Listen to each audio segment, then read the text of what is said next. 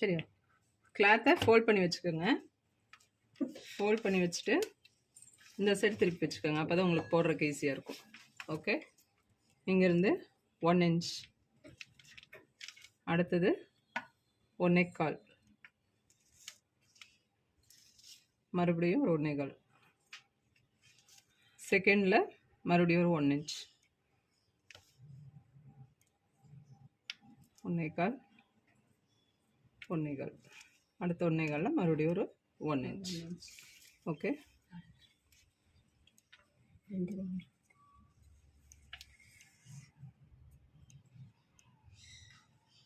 இந்த 1 இன்ச்லேருந்து அந்த 1.25 டச் பண்ணி மறுபடியும் செகண்ட் 1.25 கீழே 1 இன்ச் கொடுத்துருக்கீங்களே அதுக்கு கொடுத்துருங்க.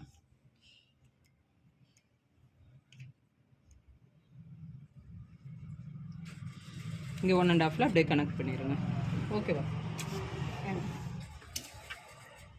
அதாவது இந்த இடத்துல 1 இன்ச்சு, இது வந்து 1.25, இங்கே வைக்கிறது 1 இன்ச் தான் வைக்கணும். செகண்ட்லையும் 1.25 1.25. ஃபஸ்ட்டு 1.25 என்ன பண்ணுறோன்னா கீழே கொண்டு வந்து ஜாயின் பண்ணுறோம். ஃபஸ்ட்டு எடுத்தோன்னே இந்த இடத்துல இருந்து தான் இந்த கார்னர் ஸ்லீவோட ஃபோல்டு இருக்கு இல்லையா, அந்த ஃபோல்டில் இருந்தால் மெஷரே எடுக்கிறோம். ஃபோல்டில் இருந்து ஸ்ட்ரைட்டாக 1 இன்ச்சு மேலே வச்சிடறோம். செகண்ட் வந்து 1.25, செகண்ட் 1.25 வந்து இந்த சைடு 1 இன்ச் வச்சிடறோம். மறுபடியும் ஒரு 1.25 எடுத்துகிட்டு அடுத்த 1.25 இருந்து இந்த சைடு 1 இன்ச் வச்சிடறோம். இது வந்து ட்ராயிங் கொடுத்துட்டோம். இப்போ கட் பண்ணுறோம். கட்டிங்கு ஸ்டிச்சிங்கு மெயின் கரெக்டாக பண்ணிக்கணும். அந்த ஷேப்புக்கு கொடுத்த மாதிரி கொடுக்கணும். ரவுண்ட் நெக்கெல்லாம் அடிப்போம் இல்லையா, அதே ஷேப்பில் வந்து இந்த ரவுண்ட் ஷேப் அடிச்சுக்கணும்.